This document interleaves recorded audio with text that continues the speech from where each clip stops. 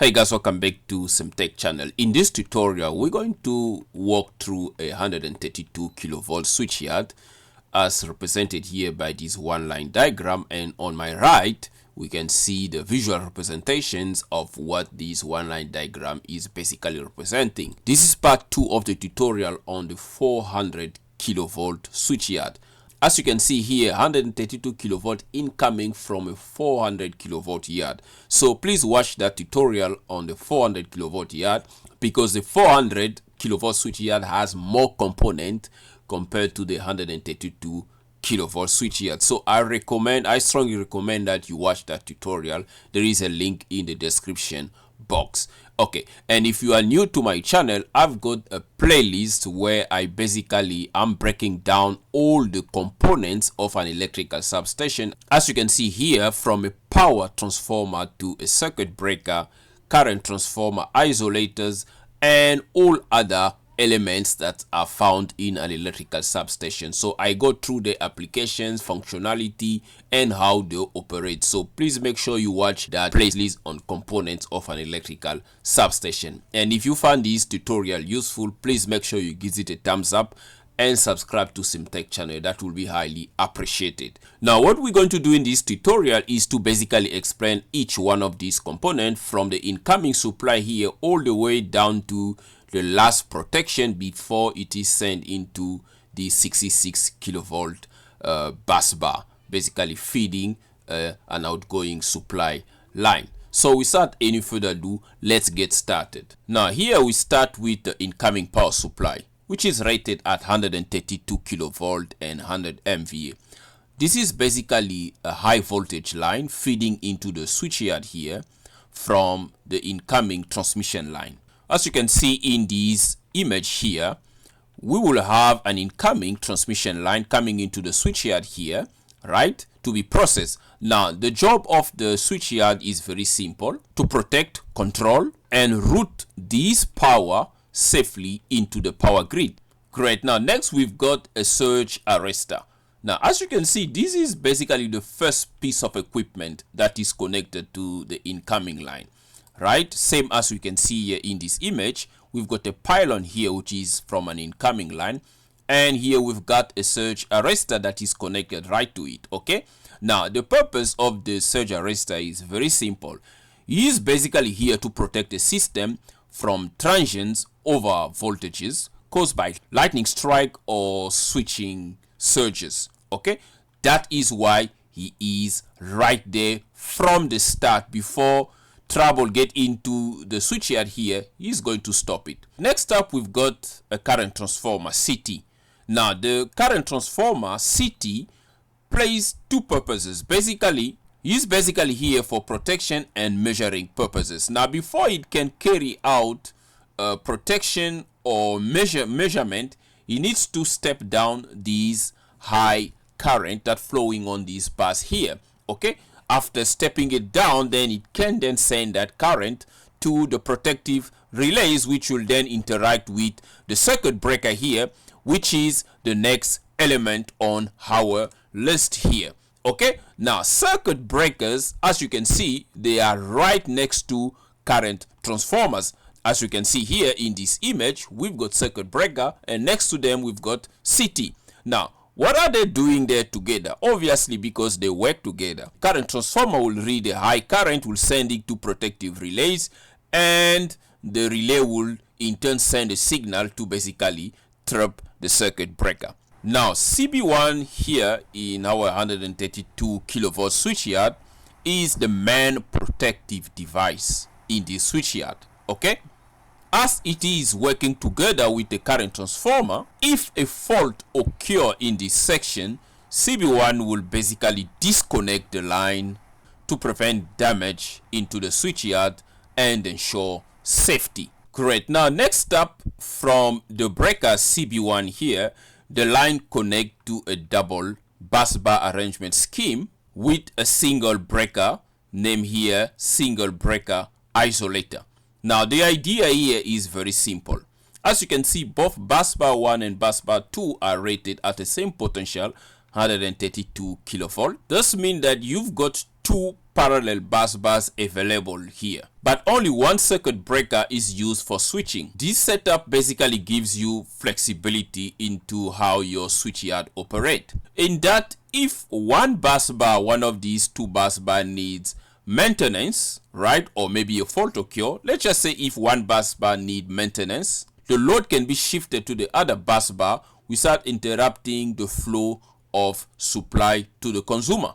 Because remember, the main purpose of power system reliability is to ensure continuity of supply. Then we've got these 2 CVT or voltage transformers on each one of these bus bar, which obviously they are here, even though we've got the same potential here, but we've got CVT on both bus bars to ensure that they can at all time measure the voltage for measuring purposes and also for protective relays. Then next up on the outgoing side of our switchyard, we've got CB2, a circuit breaker, which is here obviously to provide isolation protection to the outgoing side of the switchyard.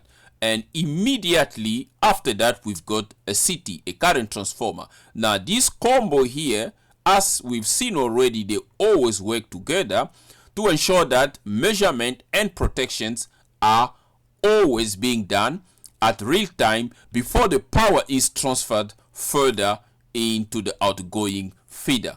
Then after that, we've got a surge arrestor. Surge arrestor 2 here in our switchyard. We've got the first surge arrestor on the incoming side.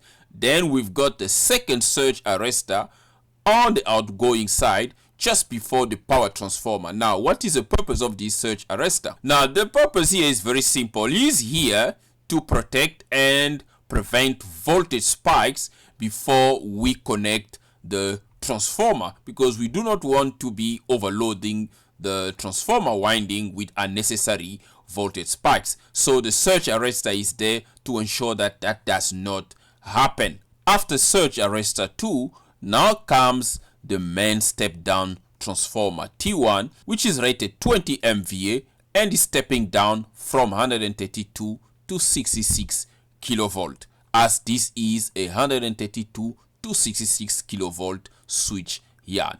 Now the job of this transformer is very simple here. It is just here to step down the high voltage 132 kilovolt coming from a 400 kilovolt switch yard, which is coming from a transmission line, long distance transmission line. Now he is going to now step it down to 66 kilovolt, which is then going to be suitable for sub transmission line, okay, basically short distances, okay, for regional distributions or for industrial supply, okay. That's what this transformer is going to be providing. And after the transformer, basically on the low side, we've got another surge arrestor, which is surge arrestor 3. So basically the transformer here is protected with 2 bodyguards, surge arrestor 2 and 3. Now they are here to obviously protect the transformer winding from unnecessary over voltages occurring, okay, because once this is sent to the outgoing supply, okay, now the surge arrestor here got nothing to do with what's going to happen on the other side. It is up to the surge arrestor from the other side to arrest whatever is going to happen. But from this switchyard here, these 2 surge arrestors, they are just here to protect the transformer winding, because these transformers, they are very expensive and you do not want to mess with them. You must ensure that they are protected and operating at optimal. Great stuff. By the way, if you found this tutorial useful, please make sure you give it a thumbs up and subscribe to CMTEQ channel. That will be highly appreciated. You are also more than welcome to share it onto your social media network. Thank you so much for the support. Great. Now finally here we've got the outgoing busbar 3, which is now rated at 66 kilovolt from the step down transformer. Now the step down power is then going to be distributed through the outgoing feeder here, which is rated at 66 kilovolt. This will be supplied to neighborhood substations or regional substation or transmission lines, sub-transmission lines, as I've already said earlier. By the way, this is not the 50 MVA outgoing feeders. This is 20 MVA outgoing feeders as per the transformer rating. So this 50 MVA is incorrect because this is going to cause unnecessary overloading. You telling to your consumer that, hey, I've got 50 MVA available, and they start pulling it, and the next thing will happen, this transformer is going to explode because the windings are not going to sustain 50 MVA. So let's just fix that quickly here and locate the nameplate. So this is basically a lamp load which has 80% motor and 20% static. So it's mixed up here, but it must not draw 50 MVA. It must draw 20 MVA. So let's modify that here by the rating. It must be 20 MVA. So basically the total power being drawn is 17 megawatt, obviously with the 85% power factor from that particular lamped load. There we go. Then we can say, okay, great stuff. Great. Now to quickly wrap this up and summarize what we've done here. So we've basically discussed the breaking down of a 132 kilovolt switchyard. So from the incoming, we've got a surge arrestor with a CT and a circuit breaker that protecting the incoming.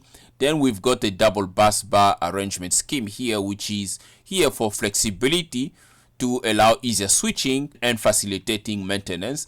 Then over here on the outgoing side, we've got CB2, CT, and the surge arrestor, which are basically providing protection on the outgoing power transformer here, together with this surge arrestor 3. Then finally, obviously, we've got the outgoing bus bar, and with the main guy here, which is the power transformer here, as you can see with this image here. That is to supply the outgoing feeder here, which for us, we've basically modeled the feeder here to be a lamped load here, which is a combination of 80% motors and 20% static load, which are basically combined to about 20 MV or 17 megawatt of power loading onto this transformer. So basically this coordinated design of a substation ensure safe, reliable, and flexible operation of the substation. So as we know, again, the main purpose of power system protection is to ensure reliability and continuity of supply. So guys, if you've enjoyed this tutorial and you found it very useful, informative, please make sure you give it a thumbs up and subscribe to my channel. If you need assistance from CMTEQ channel, my membership is open for anyone who want to join the low and high voltage tier.